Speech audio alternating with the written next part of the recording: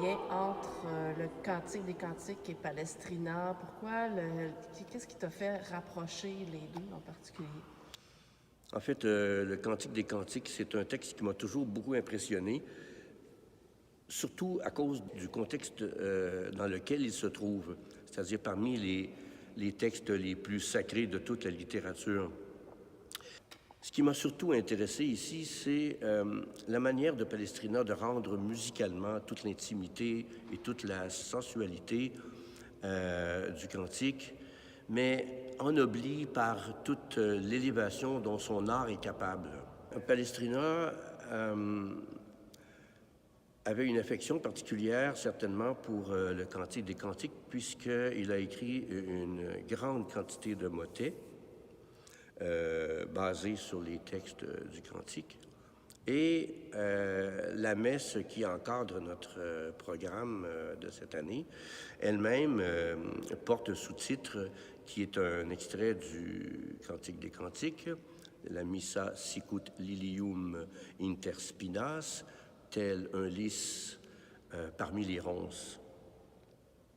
En étudiant ces pièces, je me suis rendu compte que Palestrina savait comment traduire cette sensibilité très particulière du cantique et le mettre en musique de façon très savante, mais avec une sensibilité qui la rend très accessible.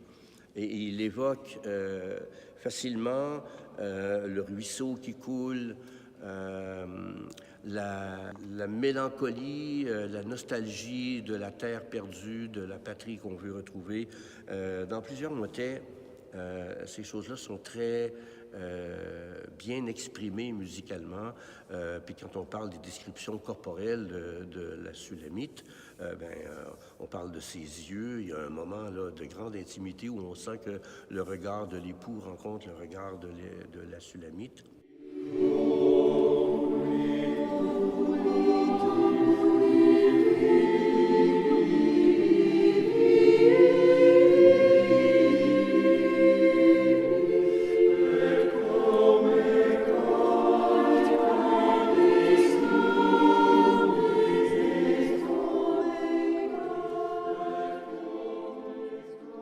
Peux-tu nous dire un mot sur ta pièce? J'ai écrit cette pièce sur les premiers versets du Cantique. Beaucoup de versets du Cantique ont été mis en musique par beaucoup de compositeurs, mais très peu ont mis en musique les premiers versets.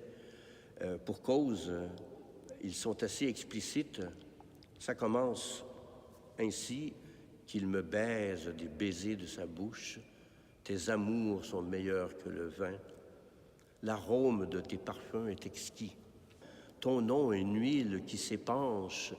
C'est quelque chose de très sensible. C'est une pièce pour chœur et soprano solo. La soliste représente la Sulamite, qui est la femme du cantique. Elle exprime l'état du désir où elle se trouve elle-même. Elle imagine ce baiser, elle est semi-éveillée. L'atmosphère au début est assez vaporeuse et un peu musicalement proche du plain chant et avec très peu de mouvements mélodiques au tout début. On tourne un petit peu en rond autour d'une tonique. Un peu plus loin dans le développement de la pièce, on va vers une harmonie un peu plus complexe et plus mouvante aussi, comme pour exprimer ce désir qui augmente au fil de la pièce.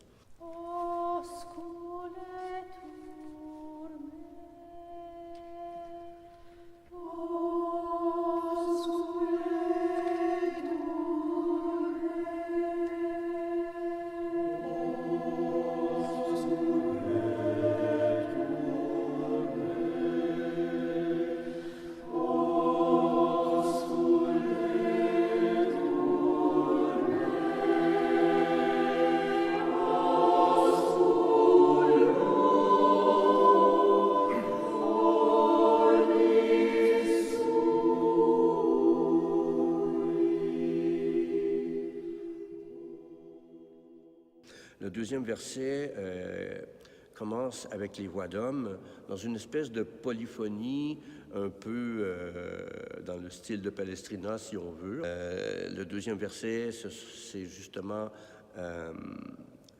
tes amours sont meilleurs que le vin. Et la mélodie que j'utilise à ce moment-là est proche de celle du début. Et elle est comme dans un espèce de mouvement de balancier où on dodeline de la tête.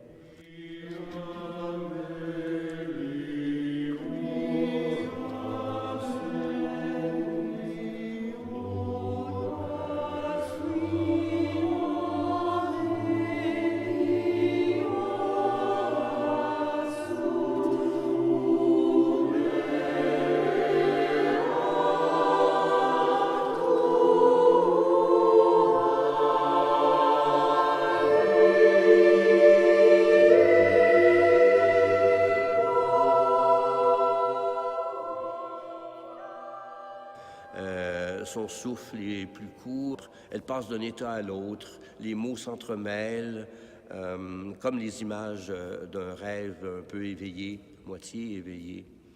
Elle s'assoupit à la fin sur cette lubie inachevée qui reste suspendue comme l'âme devant l'objet de son désir.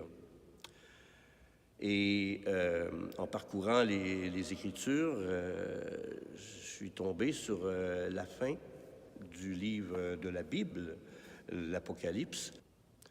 Et dans l'épilogue, il y a cette ligne « Que l'homme assoiffé s'approche, que l'homme de désir reçoive l'eau de la vie gratuitement. » C'est un peu ce qui justifie la licence que je me suis accordée dans l'écriture de Oscul et Tourné.